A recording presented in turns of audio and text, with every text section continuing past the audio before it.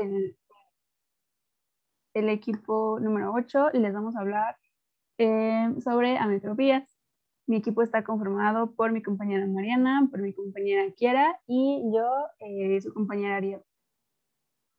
Nuestro contenido sobre la exposición va a ser qué es la agudeza visual, los lentes positivos y negativos, qué es la dioptría, obviamente la definición de metropía, miopía, hipermetropía, astigmatismo y presbiopía. Siendo así, vamos a iniciar con lo que es qué es agudeza visual. Y bueno, hay varias definiciones, puse las que siento yo que tienen como más sentido. Bueno, tenemos que es la capacidad de nuestro sistema de visión para identificar pues estímulos visuales o detalles de los objetos que estén en buenas condiciones de iluminación. Por ejemplo, que haya, bueno, se encarga de que haya o que podamos ver la máxima visión, alcanzarla, el mínimo detalle que nuestro ojo puede alcanzar a discernir las imágenes con nuestra graduación correctamente en caso de ocupar alguna. Y bueno, tenemos que es la medición que se obtiene de esta evaluación cuantitativa, lo que puede ver un ojo, y pues en síntesis es la capacidad de resolución espacial del sistema visual. Ahora vamos a pasar con los tipos de lentes. Existen dos tipos de lentes, los lentes convergentes o positivos y los lentes divergentes o negativos. Las lentes convergentes son las que son más gruesas en su parte central y van a ser más delgadas en la periferia o en los bordes. Como consecuencia de esto, van a hacer converger en un único punto los rayos de luz. Este va a ser el eje principal de los lentes convergentes y es la línea rosita que se muestra en la imagen. Los haces de luz van a entrar en este lente, pero al ser más gruesos en la parte central, lo que sucede es que todos los haces de luz se van al eje principal de este lente. El punto en el que se junta va a recibir el nombre de foco o foco imagen y este va a ser representado con la letra F. Este tipo de lentes hace que las imágenes se vean más grandes. Ahora, pasando a los lentes divergentes o negativos, en este tipo de lentes sus bordes van a ser más gruesos que el centro. Los haz de luz van a atravesar al lente y van a desviar su trayectoria separándose. Estos van a recibir el nombre porque al contrario de los convergentes se van a separar. Siguiente, por favor.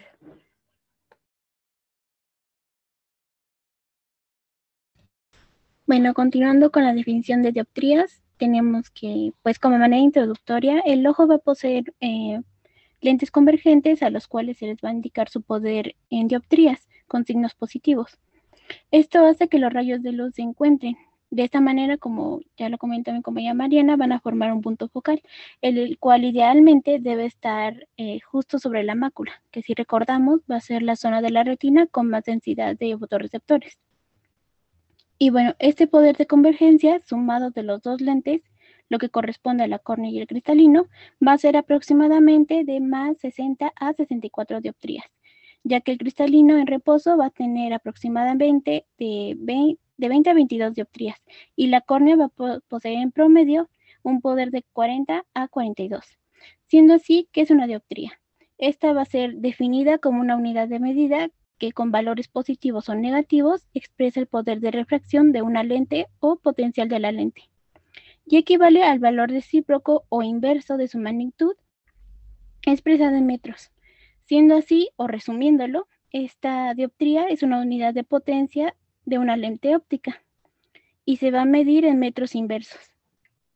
Eso quiere decir, y lo que esquematiza la imagen de abajo, es de que una lente con distancia focal de 1 metro va a corresponder a una dioptría, y dos lentes dióptricos llevarán la luz al enfoque en medio metro, que correspondería a 50 centímetros. Igual, si queremos cambiar este enunciado, va a ser lo mismo que si hablamos que una lente que converge los rayos a 50 centímetros va a tener 2 dioptrías, o va a corresponder a 2 dioptrías. Y se irá así calculando sucesivamente. Siguiente, por favor.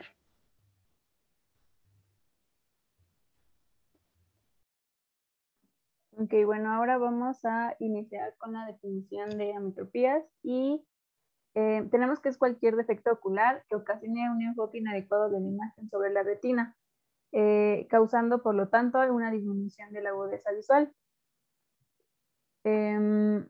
A su vez, las ametropías pueden dividirse en dos. Ametropías esféricas, que ahí están involucradas la miopía y la hipermetropía, y ametropías cilíndricas, y en esta va a estar el astigmatismo. Y bueno, vamos a tener que un ojo hemétrope es aquel que en un punto remoto está en el infinito, de forma que los rayos de las luces procedentes de ese punto situado en el infinito focalizan sobre la retina. En pocas palabras o en otras, es un ojo que está en ausencia de una patología. Vamos a comenzar con la miopía. La guía de práctica clínica va a definir a la miopía como un defecto refractivo en el que los rayos de luz paralelos se proyectan en un punto focal por delante de la retina, siendo este un problema que se puede corregir con lentes negativos. Y completando esta definición con la del National Eye Institute, este es un tipo de error muy común en el que los objetos cercanos se ven con claridad, pero los objetos lejanos se ven borrosos. En esta imagen podemos observar un ojo hemétrope y vemos que los haces de luz se forman en un punto focal exactamente en la retina.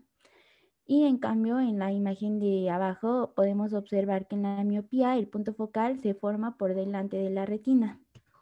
Siguiente, por favor.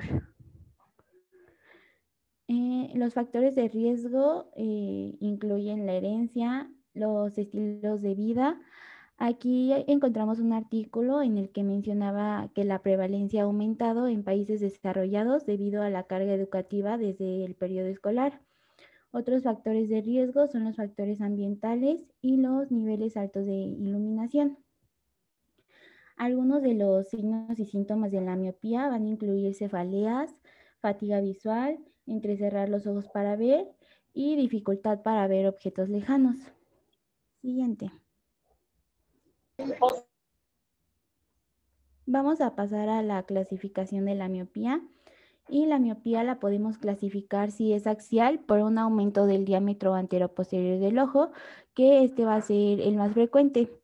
También puede ser por alguna curvatura, por ejemplo, en el queratocono la córnea va a aumentar su diámetro y esto nos puede generar una miopía.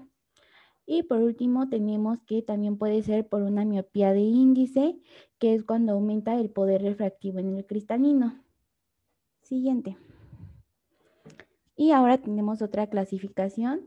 La miopía también se puede clasificar en primaria o simple, la cual es la más frecuente y esta va a aparecer en la edad infantil y va a progresar hasta la adolescencia. Esta se va a deber principalmente a variaciones propias del desarrollo corporal y suele estar en menor de 6 dioptrías. Y por otro lado, tenemos a la miopía secundaria, que también es llamada magna o degenerativa, y esta va a iniciar en la infancia y va a progresar hasta la vida adulta. Esta se va a deber a un alargamiento excesivo que puede llevar a afectar estructuras adyacentes y esta puede comprometer la visión. Esta por lo general suele ser superior a 6 dioptrías. Siguiente, por favor. Aquí tenemos otras clasificaciones que usan, pero igual las pueden revisar cuando les pasemos la presentación. Siguiente. Igual aquí tenemos otras y vamos a pasar con la miopía progresiva. La miopía progresiva es la visión corta que sigue empeorando año con año. Esta progresión puede derivar en una miopía grave, que también es llamada miopía alta, y esta puede estar asociada con efectos secundarios potencialmente graves. La progresión de la miopía generalmente va a ocurrir durante la infancia, pero puede continuar hasta la edad adulta temprana. Por lo general, la miopía que empeora es causada por un alargamiento continuo del globo ocular y entre sus complicaciones vamos a encontrar desprendimiento de retina, glaucoma, catarata y maculopatía. Siguiente. Vamos a comenzar con el desprendimiento de retina. Este va a ser la separación de las 9 capas internas de la retina de su lecho en el epitelio pigmentario y la coroides. Básicamente puede haber dos grandes grupos de desprendimiento de retina, los del tipo regmatógeno y el no regmatógeno, que puede ser de tipo exudativo o traccional. El desprendimiento de retina regmatógeno va a ser el más común y en un estudio que encontramos del 2019 menciona que las personas con miopía progresiva van a tener un riesgo 10 veces mayor de desprendimiento de retina. Este se va a caracterizar por una ruptura de espesor total en la retina sensorial con grado variable de tracción vítrea y paso de humor vítreo líquido a través de la ruptura al espacio subretiniano. Un desprendimiento de retina regmatógeno espontáneo suele estar precedido o acompañado por un desprendimiento vítreo posterior y está sumamente asociado con miopía, degeneración reticular y traumatismo ocular. En la imagen podemos observar una retina normal y cómo sucede el desprendimiento de la retina. Siguiente, por favor. Aquí podemos observar el desprendimiento de retina por desgarro. El que está circulado es el desgarro. Siguiente. Y en esta imagen podemos observar en el punto rojito el desgarro de la retina y las otras dos flechitas nos van a indicar el desprendimiento de la retina que hay. Siguiente. Y por último, en la anterior, por favor. En esta imagen podemos observar el agujero. Es un agujero retiniano que provocó el desprendimiento de la retina. Siguiente. Ahora vamos a pasar con glaucoma de ángulo abierto. Esta es una neuropatía óptica crónica progresiva y está asociada a defectos característicos en el campo visual con un deterioro gradual en la cabeza del nervio óptico, o sea, una excavación y pérdida de la capa de fibras nerviosas y puede estar relacionada o no con hipertensión ocular. Aumento de la excavación, doctora, porque todos tenemos excavación fisiológica. Ok, con un aumento de la excavación y esta puede estar relacionada o no con hipertensión ocular. En la imagen que está ahí podemos observar un nervio óptico con características anatómicas normales. Siguiente. Y en esta observamos un nervio óptico con características glaucomatosas. Podemos observar una excavación amplia y profunda y un adelgazamiento del anillo neuroretiniano superior, inferior y temporal. Siguiente, por favor. Ahora pasando a catarata, tenemos que las cataratas son la formación de una nebulosa en el cristalino del ojo. Las personas con miopía progresiva y alta van a tener un mayor riesgo de desarrollar cataratas. Además, las cataratas tienden a ocurrir más temprano en la vida entre los individuos con miopía alta. Los síntomas de estas van a incluir visión borrosa, deslumbramiento y reducción de las vibraciones de los colores. Siguiente. Y tenemos a la maculopatía. Cuando la causa de la degeneración macular es la miopía, estamos hablando de una degeneración macular miópica o una maculopatía miópica. Esta afección va a ocurrir en personas con una miopía muy alta o con miopía magna. Esta es seguida de cambios degenerativos en la esclera, la membrana de Bruch, el epitelio pigmentario retiniano y la retina sensorial. Los cambios en el globo ocular suelen producirse a partir de 6 o más dioptrías de miopía o con una longitud axial igual o mayor de 25 milímetros. En esta imagen podemos observar la mancha de Forster-Fuchs y esta suele producirse después de una absorción de una hemorragia macular. Siguiente, por favor. Igual aquí la podemos ver más claramente en la mancha. Y siguiente. Y por último, pasando a corrección. La corrección para la miopía se va a hacer con lentes bicóncavos, es decir, divergentes. Estos lentes nos van a ayudar a que el punto focal se forme exactamente en la retina. Los lentes pueden ser de armazón o de contacto, sin embargo, esto va a depender de varios factores como la edad del paciente, sus actividades cotidianas y actualmente varios artículos mencionan que se toma en cuenta el factor psicológico por la autoestima. Y el método quirúrgico más utilizado es la queratomileusis in situ con láser, o sea, la LASIK. Y en este método lo que se hace es levantar la porción anterior de la córnea para dejar expuesto el estroma corneal, que va a ser la capa más gruesa que tenemos en nuestra córnea.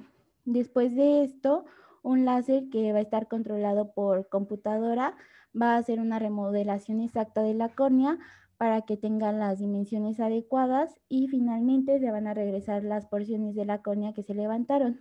Esta cirugía también va a estar indicada para la hipermetropía y el astigmatismo, las cuales veremos más adelante. Siguiente. Bueno, ahora les vamos a hablar sobre la hipermetropía. Se define que es aquel donde en estado de reposo los rayos de luz llegan paralelos a su superficie, convergen de modo insuficiente y la imagen pues no se va a enfocar en la retina. Y aquí vamos a tener que sus curvaturas van a ser insuficientes, su diámetro axial va a ser demasiado corto y en este tipo de ojos se va a poder aumentar la capacidad de convergencia mediante la acomodación y así enfocar los rayos en la retina. Y bueno, en otras palabras, en la hipermetropía se va a poder ver de lejos, pero de cerca no.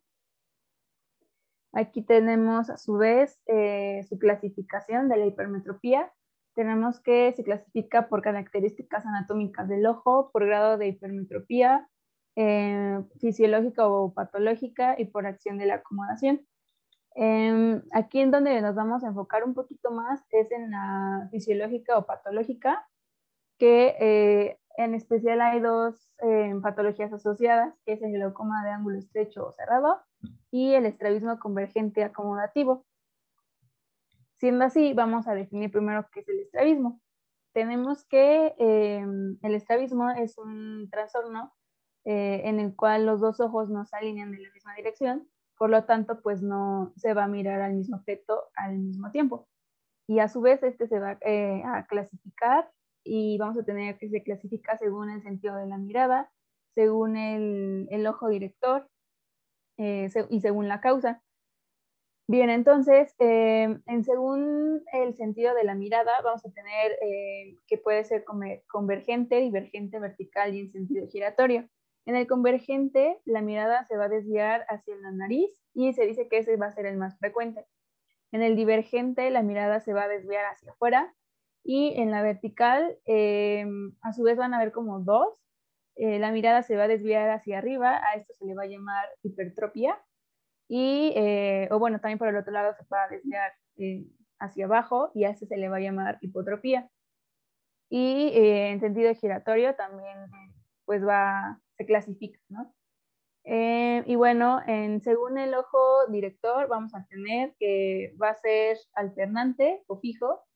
Y en el alternante, ambos ojos van a fijar la mirada, pues como dice su nombre, alternativamente. Es decir, la visión va a ser binocular y pues va a estar afectada. En el fijo, el ojo fijador siempre va a ser el mismo y en este se va, suele existir ambliopía del ojo no fijador y aquí se va a deteriorar la visión binocular, que va a ser la visión en la que utilizan pues ambos ojos. Y bueno, a su vez tenemos segunda la causa, ya sea de manera óptica, orgánica, anatómica y hereditaria. En la óptica, bueno, esta se debe a hipermetropía, miopía o astigmatismo, así lo menciona la bibliografía, pero pues es mucho más común en la hipermetropía. Las causas orgánicas nos mencionaban que podía ser debido a leucomas corneales, cataratas, entre otras patologías. Causas anatómicas, pues esto va a ser debido a algunas malformaciones o algunas causas neurológicas y pues de origen también hereditario. Siendo así, pues nos vamos a enfocar el día de hoy pues en la causa óptica y según el sentido de la mirada, pues convergente y vamos a estudiar el estrabismo acomodativo. tenemos que el estrabismo acomodativo pues es uno de los tipos de estrabismo, ¿no? Esto va a ser muy frecuente en los niños y pues bueno, como ya lo mencioné anteriormente, va a estar dentro de los estrabismos convergentes y pues va a estar asociado a uno de los problemas más habituales que mencionamos, que era la hipermetropía o pues la incapacidad de ver con nitidez los objetos que se encuentran más cercanos. Y tenemos que hay niños con estrabismo convergente e hipermetropía que al usar lentes se van a, bueno, ya deja de haber como ese desvío en el ojito del niño, y pues a esto se le llama estrabismo acomodativo. Pero hay otros niños que tienen este mismo problema que responden pues parcialmente al uso de lentes porque se corrige pues parcialmente la desviación y pues obviamente no va a ser por completo, ¿no? Y aquí pues podemos ver en la imagen que pues aquí tenemos a nuestro pacientito que tiene estrabismo y con lentes pues ya se corrige esto. Entonces pues aquí se hablaría de un estrabismo acomodativo. Y bueno, tenemos que en pacientes jóvenes que presentan una cifra de más de 6 dioptrías o en niños estrábicos, pues bueno, van a ser pues candidatos a que tienen hipermetropía. Y también tenemos que en pacientes, bueno, cuando el cristalino pierde su elasticidad, va a ser aproximadamente en pacientes que tienen 40 años. Y aquí pues va a ser complicado porque aquí pues no van a poder ver, o bueno, va a haber dificultad para ver de cerca, pero pues también para ver de lejos. Y aquí con qué lente se corrige, pues aquí vamos a tener que vamos a requerir lentes positivos que compensen todo este efecto, es decir, lentes pues, que converjan. Y pues la corrección será positiva dependiendo del grado de hipermetropía que tenga nuestro paciente. Y bueno, por último, en cuestión de hipermetropía, vamos a hablar de glaucoma de ángulo estrecho. Bueno, en este suele afectar, nos mencionaba la bibliografía, que a ojos pequeños o bien con hipermetropía. Y bueno, este va a consistir en elevaciones episódicas de la presión ocular por un bloqueo repentino de la salida del humor acuoso hacia la cámara anterior.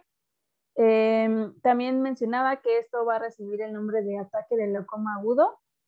Y bueno, pues como por así decirlo, su cuadro clínico o lo que el paciente va a tener o referir es que va a tener dolor intenso en el ojo, que va a comenzar de forma aguda y que pues algunas ocasiones se irradia hacia la nuca, la frente y la mandíbula.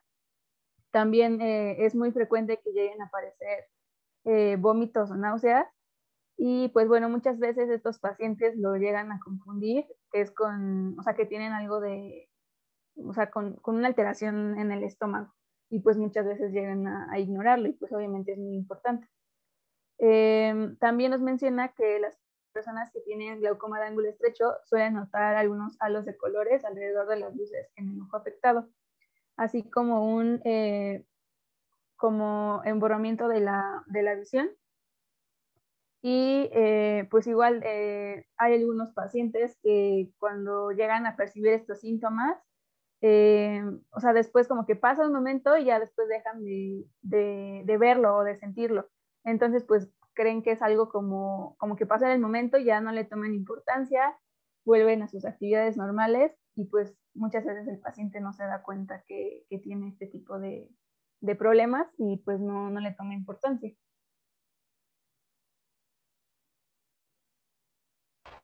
Bueno, continuamos con el astigmatismo. A ver, doctora, antes de que continuemos con el astigmatismo, tenemos que recalcar algunas cosas. De la clasificación que nos dijo la doctora, hay una importante también que es la hipermetropía latente y manifiesta. La mayoría de los pacientes, digamos que el 90% de los pacientes hipermétropes tienen hipermetropía latente, tienen un poder de acomodación muy alto, entonces se enfocan y ven. Un pequeño porcentaje pues va a tener una hipermetropía manifiesta y van a tener que usar lentes. Generalmente está combinada con astigmatismo. Eso es importante porque los hipermétropes muy jóvenes se hacen présbitas. Normalmente la presbicia empieza entre los 40 y 45 años y en los présbitas empieza mucho antes. A los 35 años generalmente ya no ven de cerca porque agotaron todas sus reservas de acomodación, porque toda su vida acomodaron. Entonces, es frecuente, bueno, que el paciente te diga, es que yo toda mi vida viví bien. No, lo que pasa es que aprendió a enfocar y por eso veía. ¿Sale? A diferencia de los miopes que van a retrasar su presbicia, porque el miope ve de lejos pero no ve de cerca. Entonces son diferencias importantes entre esas dos ametropías. Afortunadamente la hipermetropía es mucho menos frecuente que la miopía y tiene mucho menos complicaciones.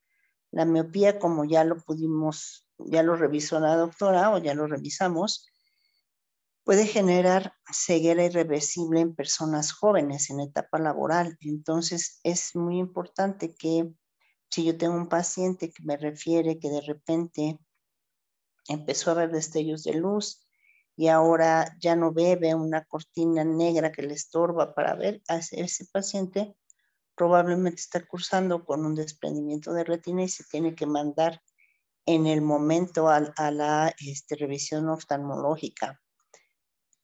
Sale el desprendimiento de retina reumatógeno, como ya vieron la imagen, pues no se parece a ningún otro tipo de desprendimiento, tiene imágenes diferentes. Prácticamente todos ustedes ya tuvieron la rotación, pues ya platicamos acerca de esto.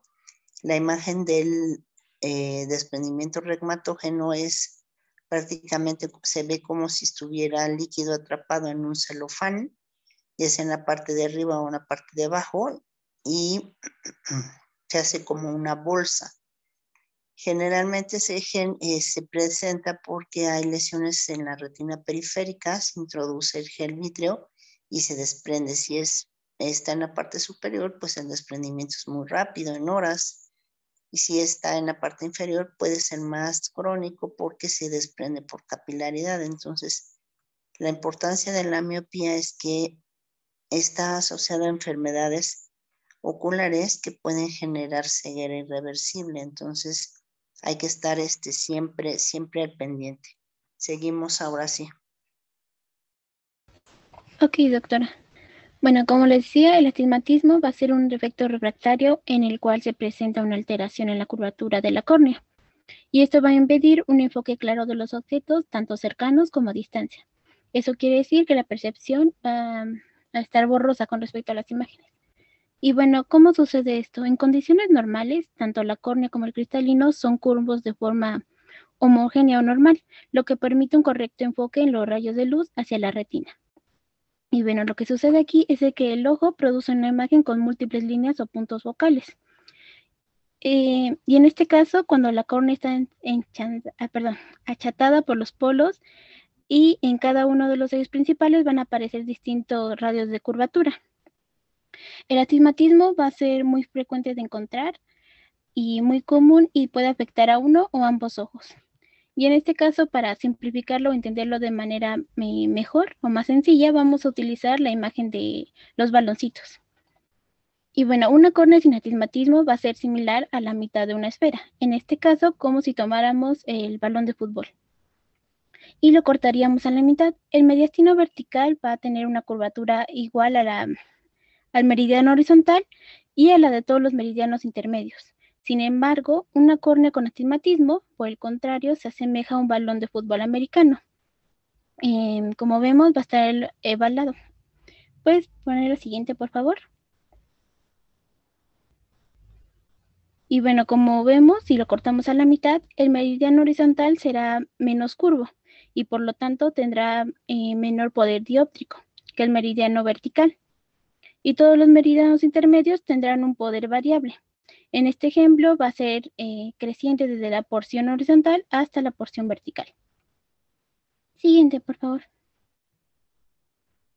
Y con respecto a la clasificación, tenemos Con respecto a la estructura del ojo, el corneal, que se presenta cuando la córnea tiene una forma irregular, el lenticular, que ocurre cuando el cristalino está fuera de posición o se deforma, y otro tipo que es el regular e irregular.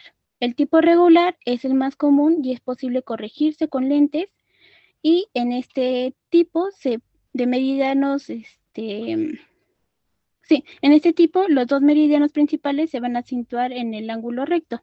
Eso quiere decir, dentro de un meridiano la refracción es uniforme y se va a dividir en astigmatismo simple y el compuesto. El simple es cuando una de las líneas focales se sitúa sobre la retina y la otra se va a situar ya sea delante o detrás de la misma. Eso nos quiere decir que un meridiano está hemétrope y el otro no, o sea que está normal. Y bueno, este se va a subdividir en miópico simple e hipermetrópico simple. El miópico simple va a ser cuando el meridiano vertical es miope y el horizontal va a ser hemétrope. El hipermetrópico simple es cuando el meridiano vertical es hemétrope y el horizontal hipermétrope. Con respecto al astigmatismo compuesto, se va a presentar cuando ninguna de las dos líneas focales se sitúa sobre la retina, por lo que ninguno de los meridianos será hemétrope. Y aquí lo mencionaba la bibliografía que había 3 combinaciones. El primero va a ser el miópico compuesto, que aquí se presenta cuando los dos meridianos son miopes, pero tienen una gradación distinta. En el otro tipo va a ser el hipermetrópico compuesto, que cuando los dos meridianos son hipermétropes, pero con distinta gradación. Y el último va a ser el mixto, cuando uno de los dos meridianos es miope y el otro es hipermétrope. Ya, por otro lado, el irregular va a ser menos frecuente y es más fácil corregirlo con adaptación de lentes. Y bueno, los meridianos aquí que se van a presentar no se sitúan en un ángulo recto uno con respecto al otro y su curvatura no tiene regularidad. Esto lo mencionaba que va a ser producto mayormente de la presencia de un queratocono o como resultado de quemaduras, cicatrices en la misma córnea. Siguiente, por favor. Y bueno, aquí está la clasificación que ya les había hablado. Y aquí añadiríamos a la que corresponde a dirección de un meridiano. Que los tipos que se manejan aquí es con regla, contra la regla y oblicuo.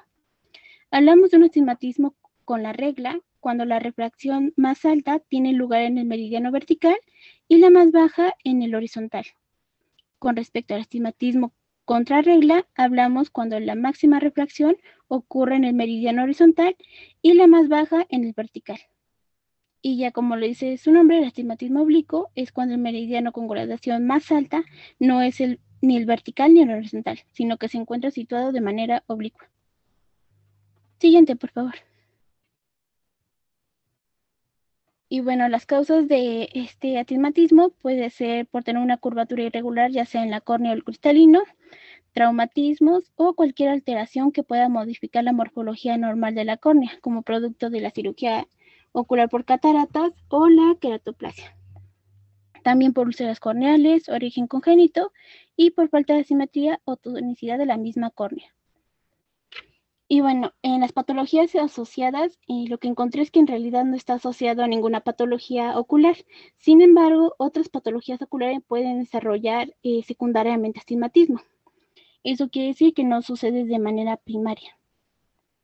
Y bueno, de los que principales se mencionaba es la ambliopatía, que esto sucede cuando en niños no está... Bueno, cuando en niños solo se afecta un solo ojo y no está tratado, nos va a dar una deficiencia de la agudeza visual importante. Esto nos va a ocasionar un efecto de compensación.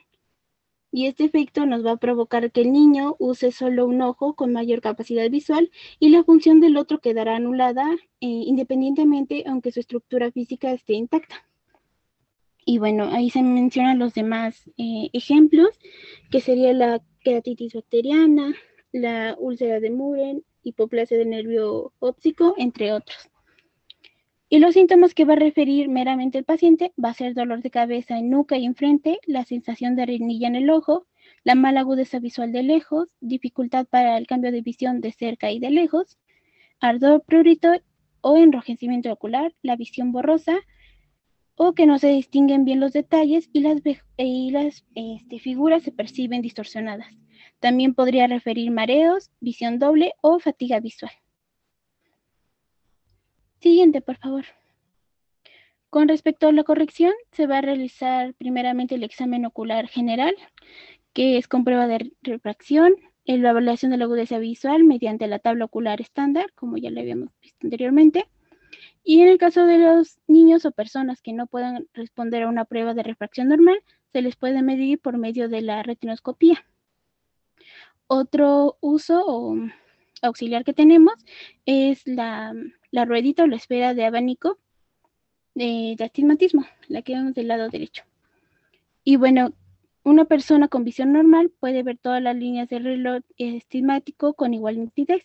Sin embargo, en el astigmatismo simple, la línea más nítida que vea va a corresponder al meridiano hemétrope o normal, y la más borrosa va a corresponder al meridiano anómalo. Y ya con respecto al tratamiento, corrección misma, va a ser, ahora mencionaba que sintomatologías leves es posible que no necesite una corrección, pero sin embargo la mayoría va a utilizar gafas cilíndricas o ¿cómo se llama? Esferotónicas, perdón, cuando existe miopía o hipermetropía asociado. Esto quiere decir que tienen diferentes poderes en diversos meridianos con el fin de compensar las diferencias del sistema óptico del ojo. También nos mencionaba que puede utilizar lentes de contacto o llamados blandos y la cirugía ocular, como ya lo comentó nuestra compañera Mariana. Siguiente, por favor. Bueno, ahora continuamos con el último tema, que es la presbicia o vista cansada. Este va a ser un estado refractivo en el cual el cristalino del ojo pierde la capacidad de enfoque o de acomodación, lo que va a dificultar realizar las actividades que requieran el uso de visión cercana. Esta sería como leer o escribir, y hay que centralizar o enfocar que esto va a ser gradual y progresivo. Esta va a estar más relacionado con la edad y comienza a aparecer, como lo dijo la doctora, alrededor de los 42 años. Esto quiere decir que tarde o temprano todos seríamos presbitas en algún momento. Y condiciones como la miopía y la hipermetropía o astigmatismo van a estar mezcladas o presentadas de manera igual. Con respecto a su mecanismo, va a ser porque la acomodación, como ya vimos, permite que el ojo puede ver con nitidez objetos cercanos. Y esto va a estar encargado del músculo ciliar, que cambia la forma del cristalino y aumenta el poder óptico del ojo. En este caso, los niños en su ojo tienen la capacidad de pasar de enfoques de objetos lejanos o próximos gracias a este poder de acomodación de alrededor de, lo mencionaban, de 20 dioptrías. Y en los 40 años, esta capacidad empieza a disminuir entre 3 o 4 dioptrías. Y esta disminución va a continuar en promedio hasta los 65 años. Siguiente, por favor. Con respecto a su etiología, se debe al crecimiento mismo de la superposición de las capas del cristalino y el endurecimiento del núcleo. También se debe a que la cápsula transparente y elástica que cubre el cristalino va a aumentar su espesor, y la elasticidad del cristalino va a decrecer debido a que con la edad se vuelve más rígido, es decir, pierde su poder para curvarse. Y las patologías asociadas, de igual manera, como tal, no se asocia a ninguna patología, sino que es un cambio degenerativo del cristalino y que va a hacer que se pierdan las capacidades de enfoque. Y bueno, como ya lo vimos, esta no se va a recuperar de ninguna manera. Los síntomas que va a referir el paciente va a ser dificultad para enfocar de cerca, el alejamiento como tal del material de lectura de los ojos, la fatiga visual y el dolor de cabeza. Siguiente, por favor. Con respecto a la corrección, primero que nada tenemos que hacer el examen ocular general, que va a ser la evaluación de la retina, evaluación de la integridad muscular, la evaluación o examen con lámpara de hendidura, la evaluación de la agudeza visual y el examen de refracción con horóptero. Y el tratamiento, ya les dije o ya les mencioné que no había cura, sin embargo se podría intentar hacer la corrección con gafas o lentes de contacto, ya sea progresivos o bifocales. Y se va a corregir por medio de un lente positivo convergente. Con respecto a las gafas, estos lentes convexos van a tener una gradación y por lo general oscilan entre 1 o 3 dioptrías y va a permitir poder leer a distancia de 33 centímetros. Y cuando exista un defecto visual previo a la presentación de esta presbicia, vamos a utilizar o tratar de corregir con el uso de gafas bifocales, como se presenta en la imagen. Y también había leído que se podría utilizar la cirugía, pero no estaba tan indicada. Y a pesar de que el paciente utilice esta corrección con lentes bifocales, iba a ser muy difícil que se adaptara y finalmente iba a terminar con más dolores de cabeza y mareos. Así que tenía como duda, doctora, de qué tan beneficiosos eran los lentes bifocales para el paciente. Pues son muy beneficiosos, doctora. El día que te cae la presbicia encima es una tragedia. Sobre todo después de que viste muy bien toda tu vida y dejas de ver de cerca, pues sí es muy complicado. Actualmente casi ya bifocales no se usan, se prefieren más los lentes progresivos, que son lentes que van tallados de manera que la graduación vaya de menos a más. En la actualidad igual ya hay progresivos que tienen corredores más amplios. El problema al principio era que había una zona de ¿cómo se dice? En la periferia del lente veías como distorsionado. Entonces, porque el corredor era muy delgadito y solo era central. Ahorita pues ya los corredores son más amplios y ya es más fácil lograr acostumbrarse. Cirugía refractiva como tal, pues no hay. Muchas veces cuando son miopes o tienen una metropía de base, se puede intentar quitar la metropía de la visión lejana y dejar solamente los lentes para cerca. O en algunas ocasiones lo que hacen es dejar subcorregido un ojo, con miopía para que con ese ojo vean de cerca y con el otro vean de lejos, pero sí eso genera muchos dolores de cabeza.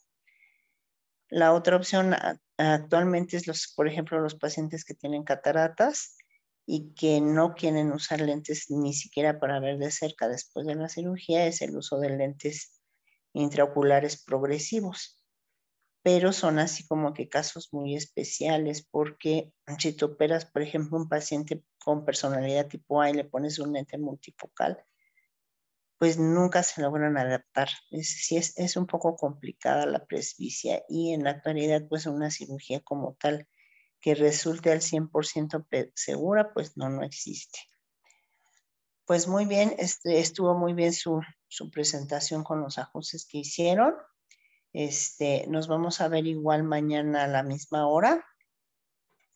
¿Tienen alguna duda? Doctora, ¿se podrá detectar la hipermetropía incluso antes de que se manifieste? O sea, que esté latente, ¿se puede detectar? Sí, lo que pasa es que muchas veces el paciente no acude a revisión. Por ejemplo, como te diría, lo ideal sería que a lo mejor un niño entre los 5 y los 6 años se les hiciera su revisión de graduación o de agudeza visual por lo menos una vez al año. Todos somos hipermétropes cuando somos niños. Conforme vamos creciendo y va creciendo nuestro ojo, pues la hipermetropía se va quitando. A menos de que tengas ya un ojo pequeño o tengas estas características del hipermétrope, es como se puede manifestar, pero sí se puede detectar en un examen rutinario de refracción. El problema es que el paciente, como siente que ve bien, pues no acude ya muy tardíamente. Gracias, doctora.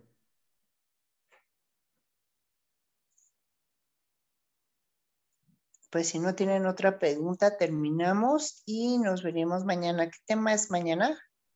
Es retinoblastoma, doctora. Ya se lo mandé ayer por correo. Ok, sí, ya lo revisé, está bien. Es un tema un poco, pues, ¿cómo le diremos? Complicado. La realidad es que el retinoblastoma, pues sí es un tumor importante de conocer, es muy poco frecuente pero bueno, hay que tratar de manejarlo el tema lo más resumido que se pueda. ¿Sale? Entonces nos vemos mañana a las 5. Que pasen buenas tardes. Gracias, doctora. Hasta mañana. Que Gracias. descansen. Gracias. Gracias, hasta luego. doctora. Igualmente. Bye.